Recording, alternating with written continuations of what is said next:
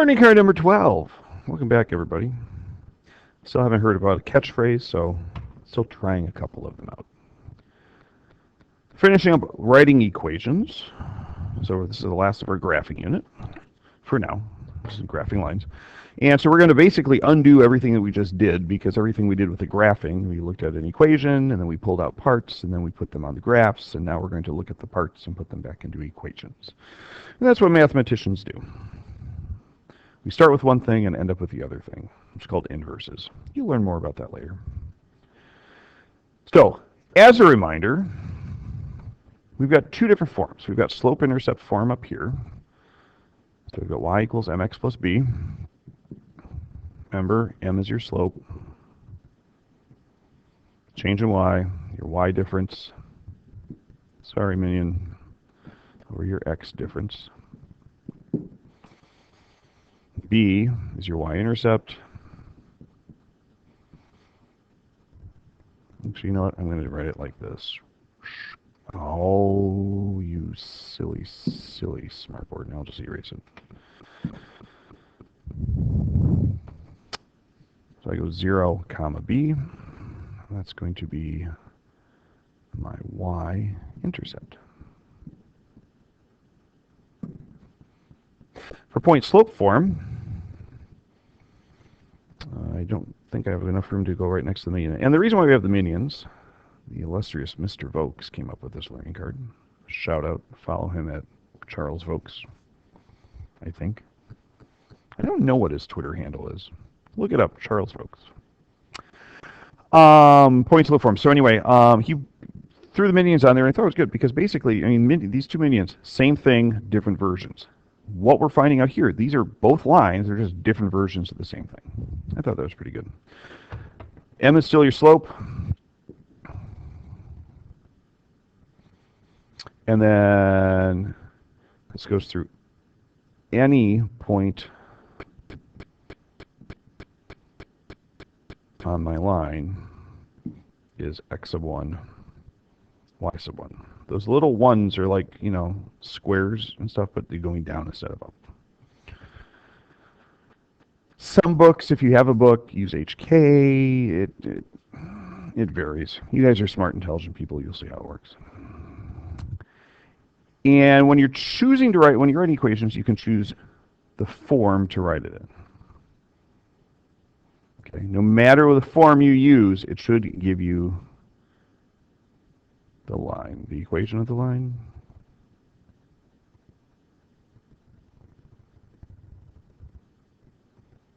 Oh, same line. Duh.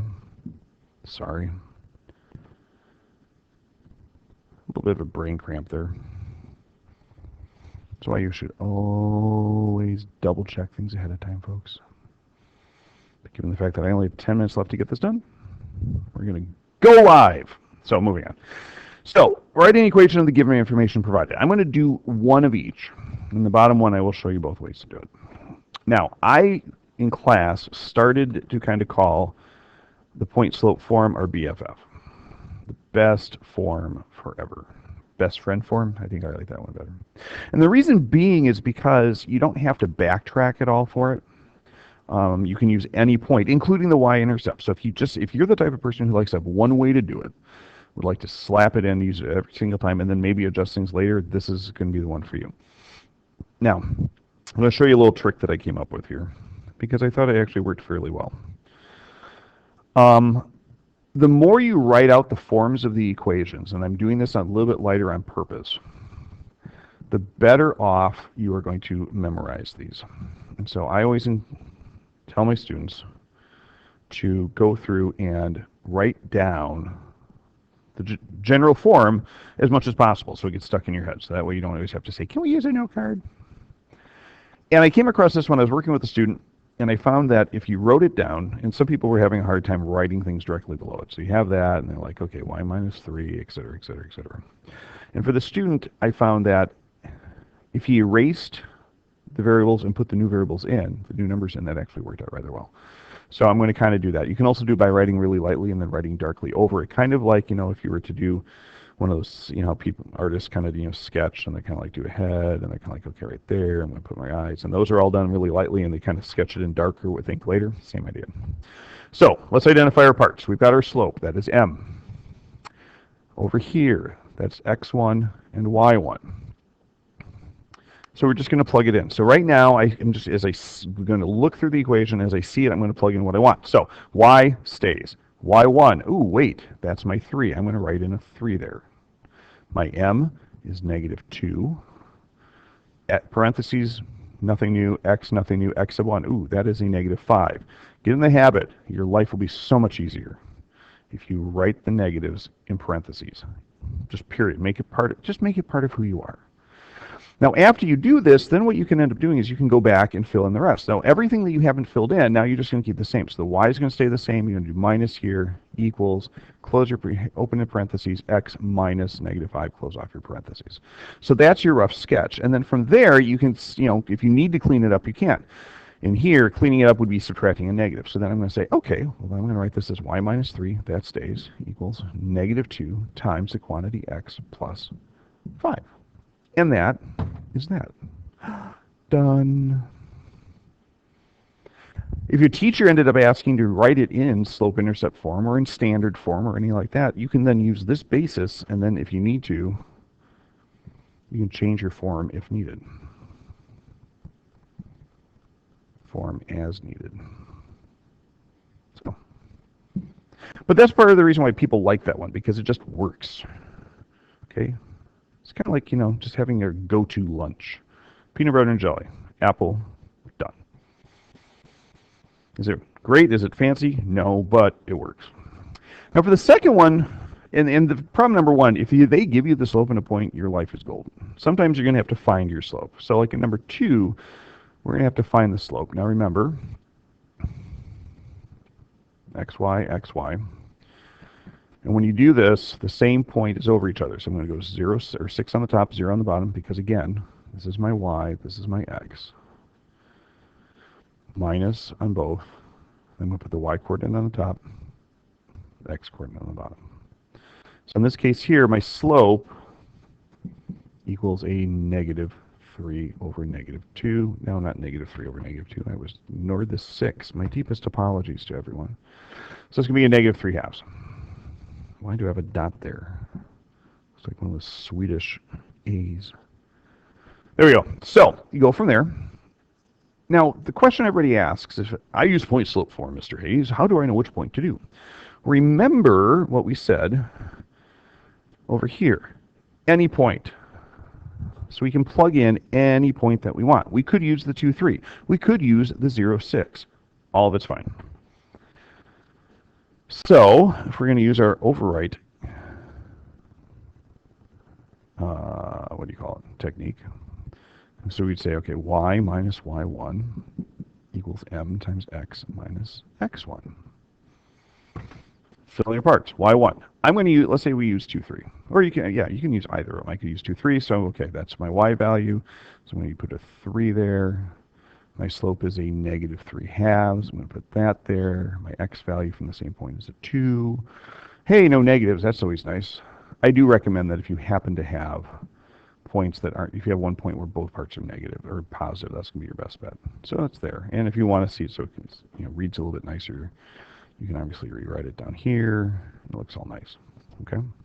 You could do the exact same thing if you wanted, and it's the exact same line if I use 0 and 6. If you did that, it would look like this. You'd have y minus 6 equals a -3/2 x minus 0. And then you can clean that up, and you get -3/2 x. Now, I also know that some of you guys are going to be like, hey, Mr. Hayes, isn't that the y-intercept? What's the y-intercept? Oh, that's 0, 6. It is. And so with not much more work. So again, I know that some of you guys love the security of having one way to do things, and that's part of the reason why I tell you about it. Because, math is goofed up enough that it's stressful enough, not goofed up enough. Math is stressful enough that sometimes having a security blanket is good. But what you could also do here, watch this, is if you see that, because this is my y-intercept. Oops, let me change back to normal. So if you recognize that, Then, when we get that, you could also do y equals mx plus b, right? So then your slope's going to stay the same. You're still going to have the same slope. I'm going to have the y equals negative 3 halves x plus, what's the y value of my intercept? That's 6. Boom, done. And some people really like the finality of that. Plus, it really looks kind of nice. There's no parentheses. It's not intimidating. It's kind of like that good friend you have. So, last one. If you have an equation of a line, or if you have a line itself and nothing, again, pull the points that you want. So I could pick this one here. I've got negative 2, 2. I've got 0, 1. I have 2, 0. Any of those work. Now, some of you might be saying, hey, could I find the slope by going this? And I'm like, oh, look, I'm going down when I'm going over 2. Definitely. So you could say, okay, my slope is negative 1 over 2. Make sure you get everything signed up right.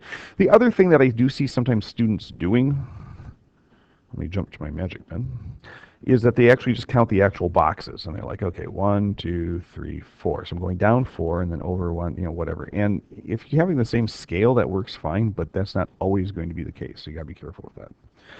Now from here, you've got any points that you can use, and you've got a y-intercept. So if I use the y-intercept, and if I use my slope, I'm going to fit it in here.